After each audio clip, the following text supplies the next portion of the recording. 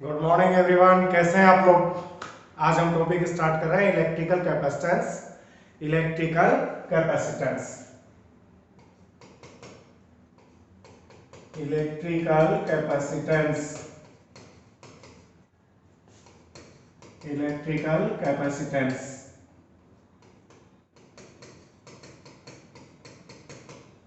एक basic idea आपको बता दो। इलेक्ट्रिकल कैपेसिटेंस इट मीन्स हम क्या ले सकते हैं, charge storing capacity. Electrical capacitance, what is electrical capacitance? Charge storing capacity of the conductor. ठीक है, शॉर्ट में आप क्या नोट कर सकते हैं? Charge storing capacity. Charge storing capacity. Charge storing capacity.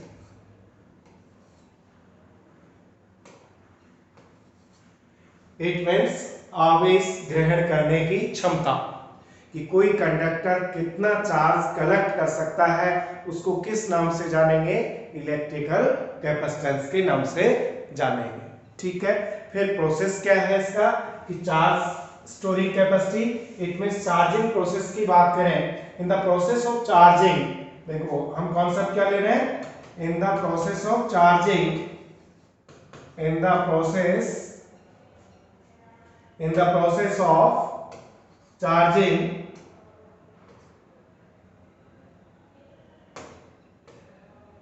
in the process of charging, given charge to a conductor is directly proportional to applied voltage. It means क्या meaning रहा कि हम जैसे जैसे चार्ज इंक्रीज करेंगे वैसे वैसे उसका पोटेंशियल इंक्रीज होगा। किसी चालक को, किसी कंडक्टर को दिया गया आवेश उसके विभव के समांतर होता है। Given charge is directly proportional to electric potential, उसके विभव के। देखो अब मैं यहाँ चार्ज और पोटेंशियल की बात करूं कि वास्तव में क्या है पोटेंशियल, तो हम इसको लेवल ऑफ इलेक्ट्रिसिटी बोल सकते हैं। देखो मैकेनिक्स में आप एक चीज पढ़ते होंगे कि हमारे पास ये कोई कंटेनर है, ठीक है, ये लो कंटेनर पर हमने यहाँ टैप लगाया, यहां से टैप चालू किया, तो देखो यहां जैसे ही वाटर अपन मान लेते हैं 1 लीटर वाटर, 1 लीटर होने से इसका जो हाइट है ये this one is level L1 है। अब 2 लीटर हुआ तो देखो यहां तक आ जाएगा, लेवल इंक्रीज हो गया। 3 लीटर हुआ और लेवल इंक्रीज हो गया। 4 लीटर हुआ और लेवल इंक्रीज हो गया। 5 लीटर हुआ और लेवल इंक्रीज हो गया। तो इट मीन्स आपको यहां पर एक सिंपल कॉन्सेप्ट समझ में आया होगा कि quantity of water is direct proportional to the level of water. जैसे जैसे क्वांटिटी इंक्रीज होगी उसका लेवल इंक्रीज होता जाएगा। यहाँ पे वाटर विजिबल है, हम किसी बॉडी को चार्ज देते हैं तो ये विजिबल नहीं है, और इसका मेजरमेंट किससे करता है? Electric potential. तो इलेक्ट्रिक पोटेंशियल क्या है? यहाँ पे चार्ज का लेवल है। तो given charge is directly proportional to electric potential. आवेश उसके विभव के समानुपाती होता है। ओके, और यहां पर देखो कांस्टेंट लेंगे Q इक्वल टू CV, और C is known as electrical capacitance. Electrical capacitance, ध्यान रखेंगे C is proportional to constant, doesn't depend on Q and V। C Q और V पर डिपेंड नहीं करता, it is proportional to constant और known as electrical capacitance. तो C equal to हमारे पास फॉर्मूला आ गया Q बाई V। C का फॉर्मूला आ गया हमारे पास Q बाई V। ओके, तो देखो अब इसमें सॉरी हरे कृष्णा कृष्ण कृष्ण हरे हरे, हरे हरे हरे हरे। ओके, तो देखो C और इसका यूनिट हम लिखना चाहें तो चार्ज यहाँ पे क्या है? देखो कूलम, चार्ज क्या है यहाँ पे? कूलम। चार्ज को हम लिखेंगे कूलम और V पर वोल्ट, इसी को लिखते हैं फैराड, इसी को लिखते हैं farad. It means 1 farad equal to 1 coulomb upon 1 volt, है ना। तो यहां पर एक V इक्वल टू 1 वोल्ट हम लिख भी दें तो Q इक्वल टू क्या हो जाएगा C, Q equal to C। It means given charge का that quantity of given charge which produce 1 volt potential known as electrical capacitance। Okay, तो हमने अभी इसको समझा कैपेसिटेंस को। अब हम इसको क्लियर करेंगे कि कैपेसिटेंस किस पर डिपेंड करता है, किस पर डिपेंड नहीं करता। तो कुछ बच्चे जैसे इन जनरल क्वेश्चन आता है कि चार्ज को डबल कर दिया जाए तो कैपेसिटेंस, तो कुछ फट से करते हैं कि डबल हो गया, इट मींस डबल हो गया, इसको छोड़ देते हैं। बेटा जब चार्ज डबल होगा तो वोल्टेज भी डबल होगा और कैपेसिटेंस रिमेन्स कांस्टेंट। तो यहां से हमेशा ध्यान रखेंगे capacitance doesn't depend on Q and V, ना तो Q पर डिपेंड करता है ना V पर डिपेंड करता है। विद्युत धारिता आवेश और विभव पर निर्भर नहीं करता। ठीक है, दोनों मीडियम के विद्यार्थियों के लिए बना रहा हूं मैं, चाहे हिंदी मीडियम हो चाहे इंग्लिश। ओके, तो आपके समझ में आ जाना चाहिए ये बात। ओके, अब नेक्स्ट हम जो देख रहे हैं, देखो C का यूनिट एंड डायमेंशन की बात करें, unit and dimension of capacitance. तो यूनिट और डायमेंशन की बात करें तो देखो अपने पास यहां इसका जो ऐसा यूनिट है, ऐसा यूनिट है वो क्या है फैराड, फैराड एफ से लिखते हैं इसको शॉर्ट में। लेकिन फैराड एक लार्ज यूनिट है, इसलिए in general microfarad, picofarad, nanofarad में भी लिखा जा सकता है। माइक्रो फैराड हो तो -6 फैराड कर देंगे, पिको हो -12 फैराड कर देंगे, नैनो हो तो -9 फैराड कर देंगे। तो ये फैराड क्या है, एक लार्ज यूनिट है।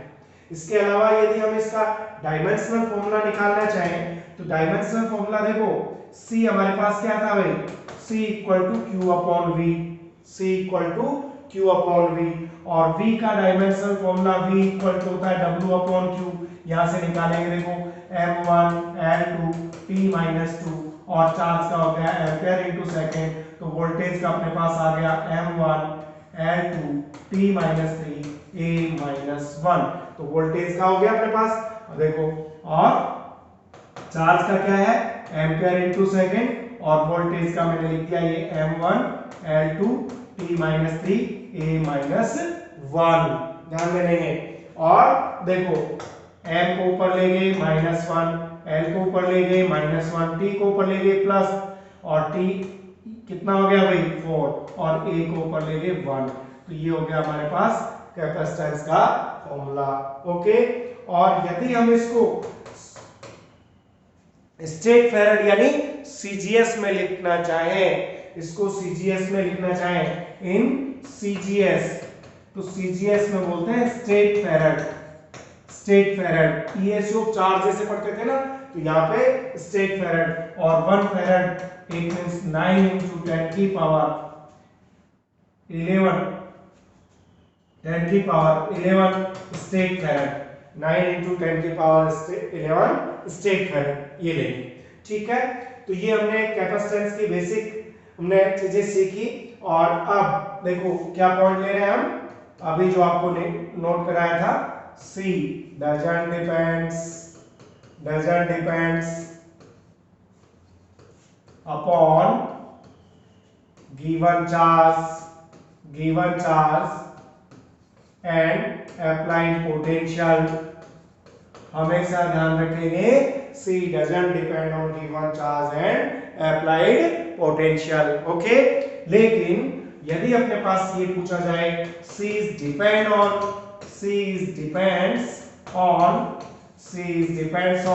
तो C depends on say size of the conductor के शेप एंड साइज पर डिपेंड करता है, and also depends on dielectric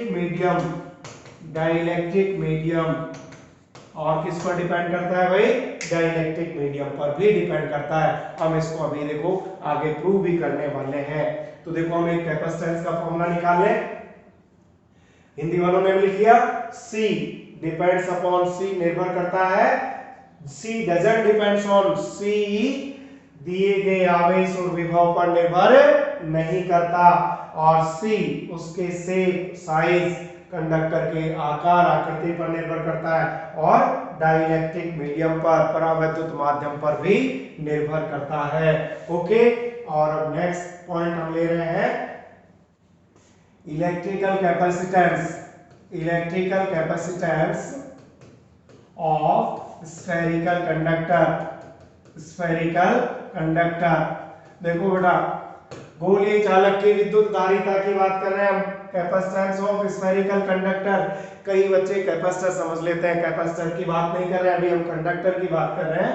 let this one is a conductor और आर इज रेडियस।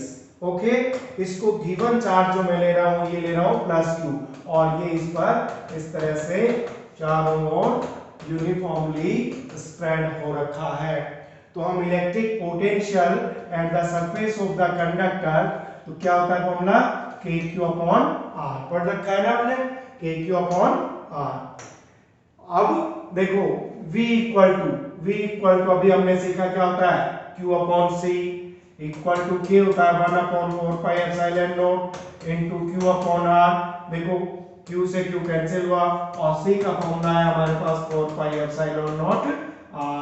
तो देखो यहाँ पर जो एप्सिलॉन नोट है, ये इलेक्ट्रिकल परमिटिविटी ऑफ एयर, ये वायु की विद्युतशीलता है। Electrical permittivity of air and dielectric medium, वायु या एयर की इलेक्ट्रिकल परमिटिविटी है ये। यदि हम इसको मीडियम में बात करें कि इन डाइलेक्ट्रिक मीडियम, तो मीडियम का फॉर्मूला लिखेंगे हम 4πε0 into epsilon R। It means C medium equal to epsilon R into C, ऐसे भी लिख सकते हैं। कुछ जगह हम K into C, तो this one is dielectric constant, symbol आपने K लिया है या एप्सिलॉन R लिया है। तो यहां से आपके पास एक क्लियर कट इंस्ट्रक्शन आ गया कि C is depends upon, C is directly proportional to क्या है, R। देखो यहाँ पर देखो, C direct proportional to R और C direct proportional to K। तो अभी हमने बात की थी ना शेप साइज पर और डाइलेक्ट्रिक कांस्टेंट पर निर्भर करती है। तो ये हमने कैपेसिटेंस की बात कर ली। अब इसको देखो, in the process of charging, charge हम देंगे कितना एनर्जी ये स्टोर करेगा, तो हम electric potential energy of conductor, इसकी बात करें तो देखो कैसे, ये कैसे होगा, in the process of charging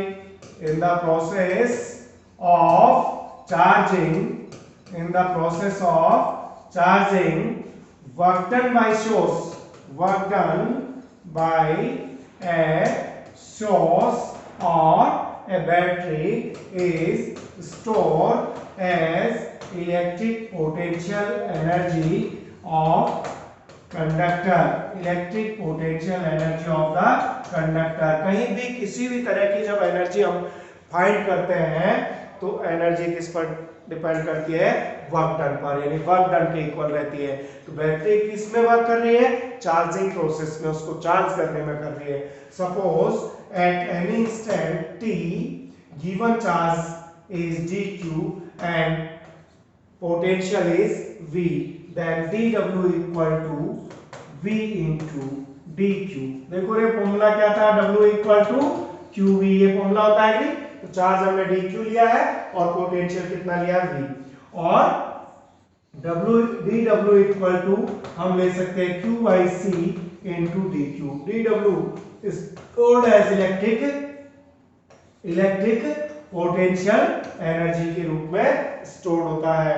तो देखो dW को हम du का फॉर्मूला हमारे पास आ गया Q by C into dq।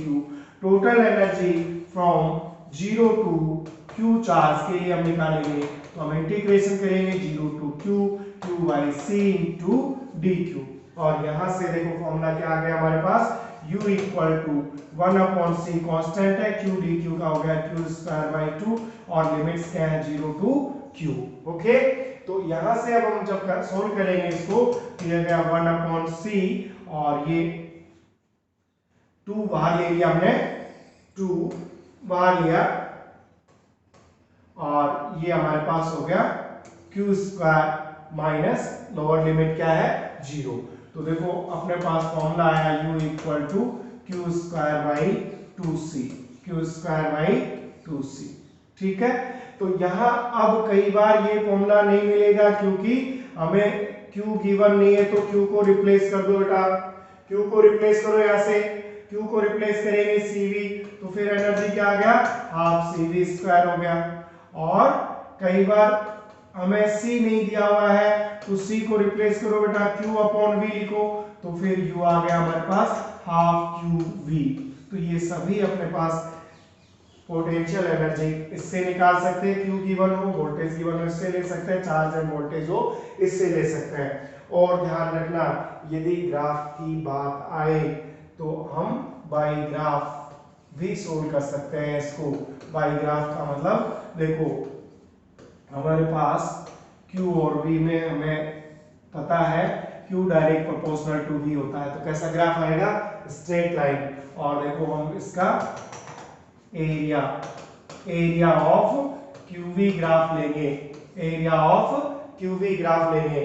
तो हम देखो यहां से स्टार्ट हुए और यहां पर वोल्टेज क्या मान लिया v, और यहाँ पर देखो इसका चार्ज क्या सपोज कर रहे हैं q। तो एरिया हम इस ग्राफ का एरिया निकालेंगे। तो देखो एरिया कैसे निकालेंगे बेटा, इन का हाफ, बेस अपने पास कितना है v और चार्ज कितना है q। तो देखो एरिया आ गया अपने पास हाफ qv, है ना, चाहे हम q इक्वल टू cv लिख दें तो हाफ cv²। तो हम इसके एरिया से भी पोटेंशियल एनर्जी फाइंड कर सकते हैं। तो आज आपको एक बेसिक इंट्रोडक्शन आपको दे दिया हमने electrical capacitance and energy stored in conductor. ठीक है, नेक्स्ट लेक्चर आप देखना ना भूलिएगा। मैं आपका अपना Ram Naresh Yadav, means Y sir, means physics. Thank you so much, have a nice day.